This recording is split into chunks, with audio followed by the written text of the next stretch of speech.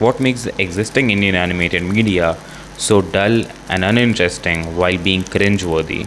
The main reason I've narrowed it down comes from this one scene in Death Note. Death Note is one of the greatest anime shows out there, but specifically talking about its animation, there's nothing technically crazy going on here, or some complex scene with a camera move or lighting effects, etc. But this single animated sequence sums up why Indian animation at a mainstream scale is so uninspired and boring to watch, at least if you are someone over the age of 4. The thing is, it doesn't build any tone or mood, which is a hard thing to do in animation because it requires doing things just to build a vibe or give subtle details. See how L drops those sugar cubes? It doesn't tell us really anything about the character other than he's addicted to sugar like a drug addict or me under the Queensboro Bridge.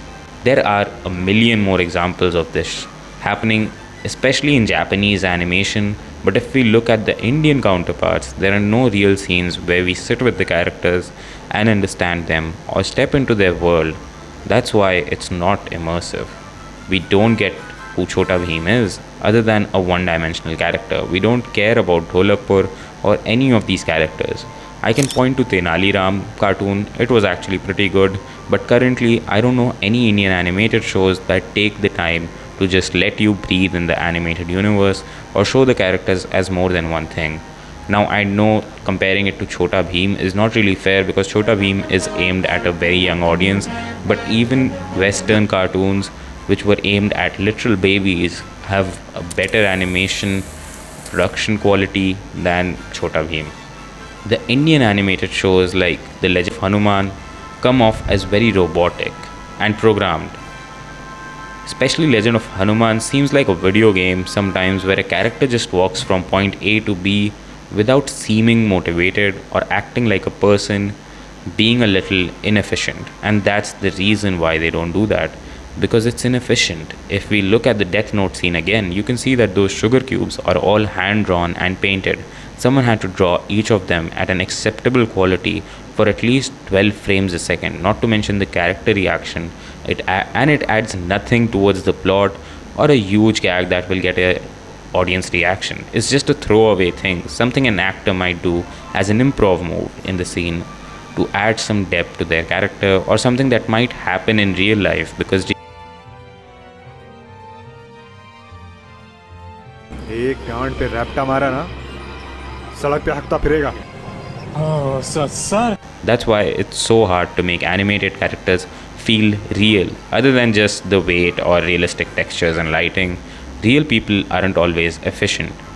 Even if you look at an athlete jump, they don't jump perfectly.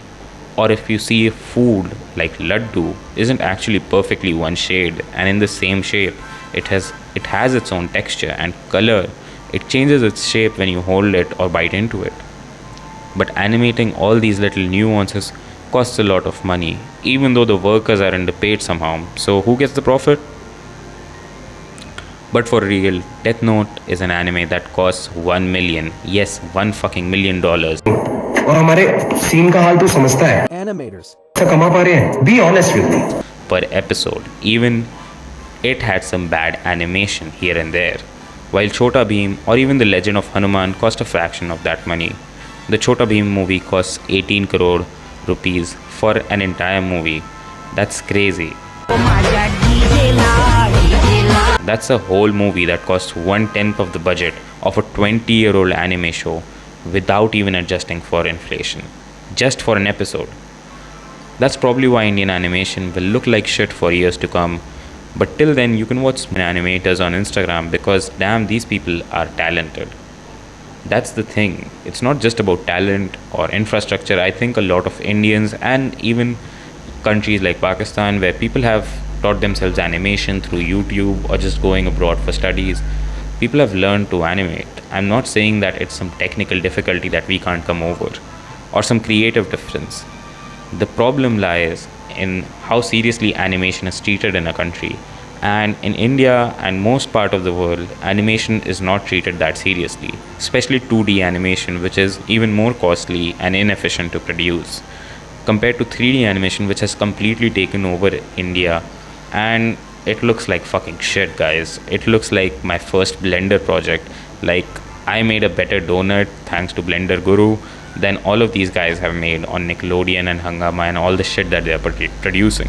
And I don't even know if this shit works. At this point, it's just to pad out their portfolio or something.